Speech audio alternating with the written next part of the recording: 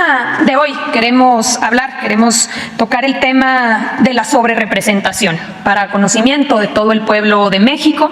Este tema, como sabemos, en las últimas semanas ha empezado a surgir en los medios de comunicación, en diferentes foros. Sabemos que próximamente, en las próximas semanas, se va a definir cuál es la integración del Congreso de la Unión, de la Cámara de Diputados y de la Cámara de Senadores, y así inician varias voces y articulistas que hablan sobre la sobrerepresentación. Entonces vamos a hablar sobre este tema y la famosa cláusula de gobernabilidad. Adelante. Primero que nada, conocer que en 1996 hubo una reforma constitucional, se modificó la Carta Magna, la Constitución, y fue una reforma que hasta el día de hoy está vigente. El artículo 54 de nuestra Constitución regula cuál va a ser la distribución de los plurinominales.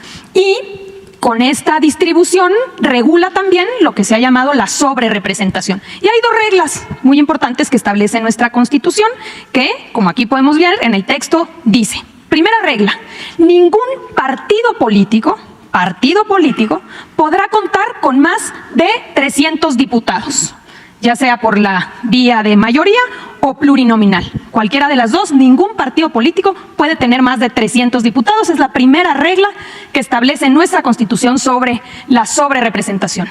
Y la segunda regla que establece: en ningún caso un partido político podrá contar con un número de diputados por ambos principios, por mayoría o plurinominales, que representen un porcentaje del total de la Cámara que exceda en 8 puntos a su porcentaje de votación nacional. Es decir, que la votación total emitida por un partido más 8 puntos porcentuales va a ser el límite máximo que podrá tener el partido político respecto a la asignación de curules de diputados.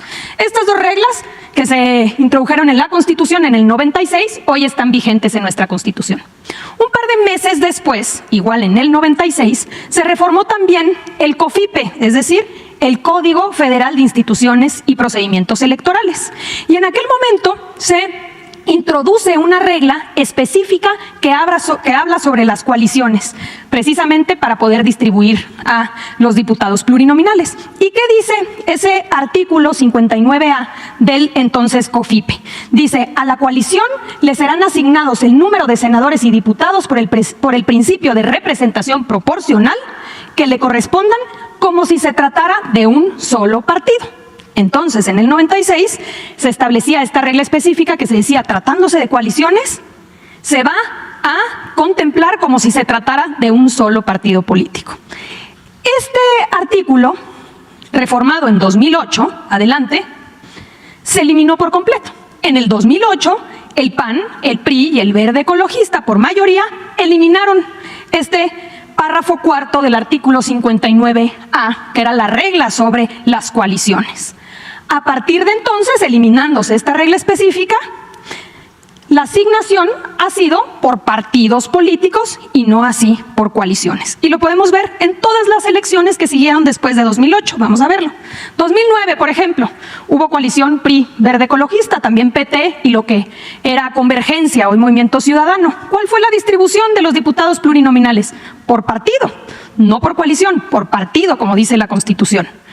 En la elección de 2012 hubo coalición del PRI, del Verde, de Nueva Alianza, también del PRD, PT y Movimiento Ciudadano. ¿Y cómo se distribuyeron los diputados? Por partido. En 2015 hubo coalición del PRI, Verde Ecologista, del PRD y del PT. ¿Y cómo se distribuyeron los diputados? Por partido. En 2018, PRI, Verde y Nueva Alianza, Morena, ya como partido político con Encuentro Social y PT, PAN, PRD, Movimiento Ciudadano, y nuevamente, de acuerdo a la Constitución, la distribución fue por partido, no por coalición. Finalmente, en 2021, que fue la coalición de PRI, PAN, PRD, Morena, PT y Verde, nuevamente, de acuerdo a nuestra Constitución, la distribución fue por partido. Es decir, desde que se reforma en 2008 el COFIPE y se elimina la regla específica que decía que las coaliciones se contarían como partidos políticos, empieza esta distribución de plurinominales tomando en cuenta los partidos políticos. ¿Qué pasa en esta legislatura? Ahora, con la reciente elección, como podemos ver aquí y lo hemos presentado en anteriores ocasiones, estos son los diputados por mayoría, ¿ok? que se han obtenido por parte de los partidos. En el caso de Morena, por ejemplo, 161 diputados por mayoría, distritos ganados. El cálculo de acuerdo al criterio por partido político sería que obtendría 87 diputados por representación proporcional, es decir, plurinominales, dando un total de 248. Primera regla de la Constitución que regula la sobrerepresentación: no más de 300 diputados. 248, no son más de 248 diputados, es la primera regla. Y segunda regla que establece la Constitución es el total de la votación emitida más 8 puntos porcentuales no puede exceder. ¿Cuál fue la votación emitida por Morena? 46.54%. Si le incluye uno a los diputados plurinominales, te da una representación de 49.6%. No excede la segunda regla establecida por nuestra Constitución. Y así lo podemos ver en el caso del PT, 38 diputados por mayoría, 12 sería la asignación de representación proporcional, dando un total de 50. El PT obtuvo 5.8% de la votación, obtendría el 10% de representación en la Cámara. En el caso del Verde Ecologista, del PAN, del PRI, del PRD, de Movimiento Ciudadano, lo mismo. En ningún caso se transgreden estas dos reglas básicas de nuestra Constitución, que no excedan 300 y que no excedan la votación total más el 8%. Aquí está la distribución que hemos señalado. ¿Qué sucede o por qué esta discusión?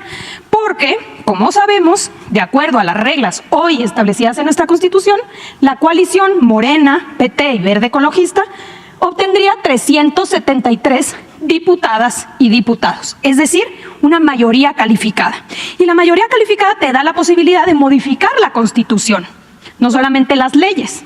¿Por qué esta discusión y por qué no quieren que se siga con el mismo criterio que establece nuestra Constitución y que se ha mantenido desde 2008? Porque ahora dicen, no, que no sea por partido, que sea por coalición.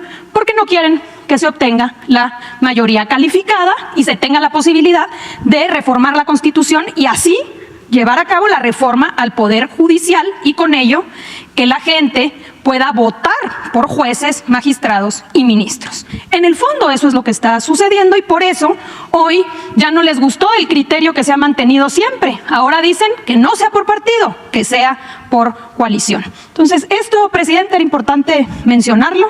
Sería bueno también escuchar pues a la academia, qué dicen los constitucionalistas respecto a qué dice nuestro texto constitucional y cómo debería ser interpretado ahora que en unas semanas vamos a conocer ya cuál será la distribución definitiva de la Cámara de Diputados y de la Cámara de Senadores. Es lo mismo, es la misma regla, pero Aguilar Camín, por ejemplo, se fue de vacaciones y regresó, sí, pensando en esto, en que había una sobrerepresentación y que había que combatirla. Y otros adversarios están en lo mismo, pero como aquí lo expuso con mucha claridad Luisa María, sería bueno escuchar a Valadez, a Carvajal, a todos esos aviondos, ¿no?, constitucionalistas, que cuando se trata de estos asuntos que son muy evidentes, ¿no?, se quedan callados, no se pronuncian, ahí no hay abajo firmantes y le dejan a Aguilar Camín, que ya ni siquiera sabe de historia, porque cuando una persona, un profesional, un intelectual se entrega por entero a la mentira, pierde hasta la imaginación y el talento, mucho menos va a saber de derecho constitucional.